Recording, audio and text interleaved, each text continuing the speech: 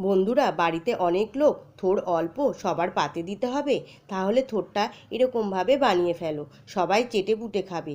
থোড়ের মধ্যে লবণ দিয়ে ভালো করে চটকিয়ে আমি প্রায় 5 মিনিট ধরে রেখে দেবো। এবার ওভেনে কড়াই বসিয়ে তাতে তেল দিয়ে তেলটা গরম হয়ে আসলে শুকনো লঙ্কা আর কালো জিরে দিয়ে দেবো। কালো জিরেটা যখন হয়ে আসবে তখন এর মধ্যে থোড়টা দিয়ে দেবো। আমি থোড়টাকে ভালো করে চিপে জল বের করে তারপরে দিয়েছি। ওই থোড়ের মধ্যে দেবো লবণ, হলুদ, চিনি দিয়ে এবার নাড়াচাড়া করে ভালো করে একটু ভেজে নেব। আমি প্রায় 1 মিনিট ধরে ভেজেছিলাম।